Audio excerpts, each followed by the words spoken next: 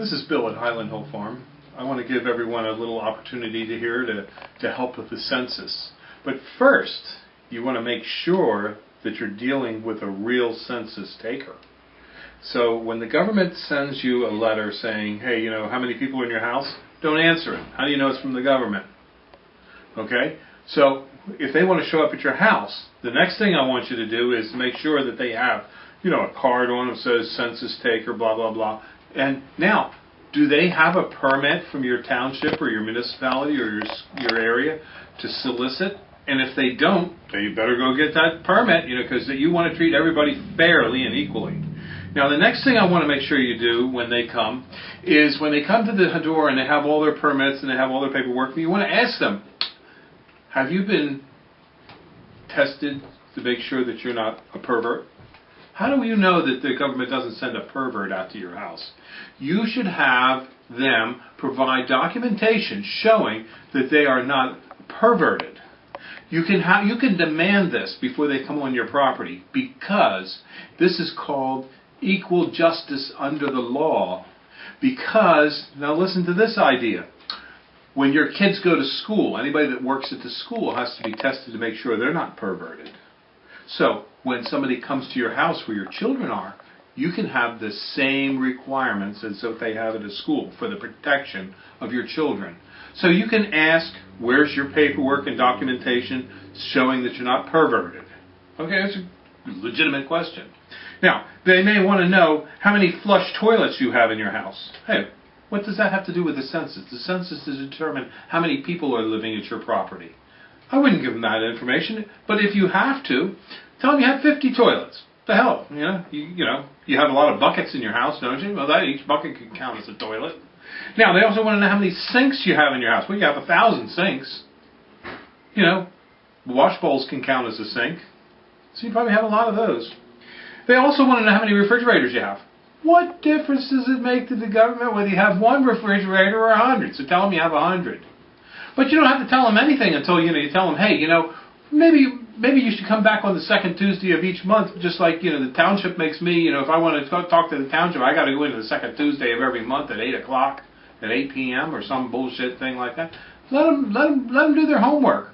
After all, these are government workers. They work for you. So don't worry about taking up their time. They get paid by the hour. You're helping them. They're going to take you out to lunch if you really want it.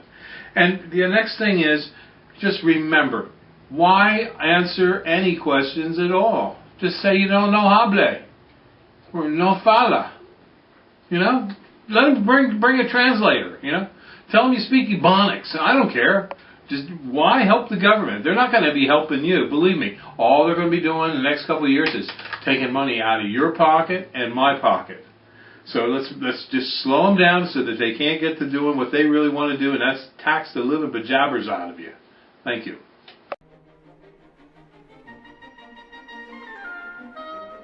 Good. Alright, today we're going to be selling some saws of ours, and we're going to start out with the one on the wall, which is about a 5 foot to 6 foot tall 2-man hand saw, which is really nice condition. Moving over a little bit more, we have some more 1-man saws. There's a couple smaller ones and another nice ornamental one.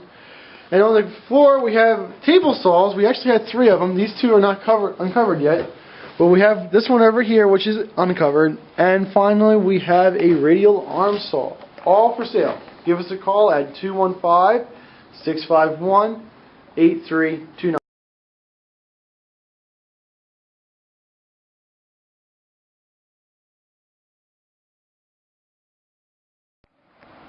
These are our Japanese red maples that we have. We'll be digging these in the spring. As you can see, I'm about 6 foot tall. If I stand next to it, well, yeah, even in the snow, if I go through the snow, they are a pretty tall red maple, and in the spring they'll even be growing even more. If you would like, give us a call at 215-651-8329. Thank you. These are some examples of our Japanese red maples that we sell at Highland Hill Farm.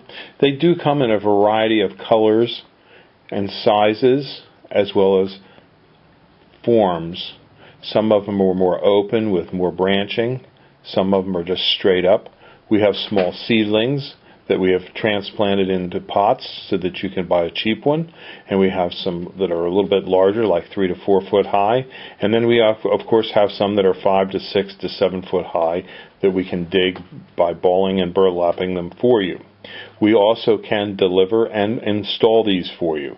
We grow many different varieties. If you stop by our farm, we'd be glad to show you some. 215-651-8329.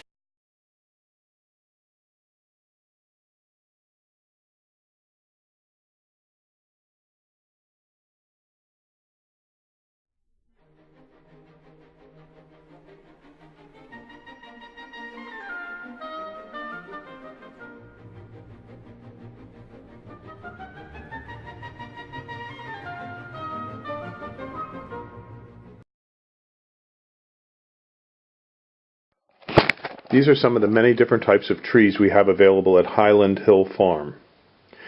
Properly placed landscaping can help you cut your heating and cooling costs.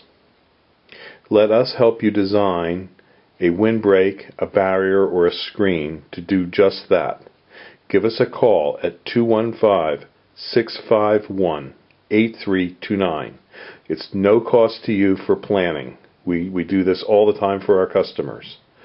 We supply different kinds of screens and buffers depending upon your location and the characteristics of your location, i.e., do you have deer? Is it open? Is it sunny? Is it wet? So give us a call at 215-651-8329 so we can help you with your selection. Thank you.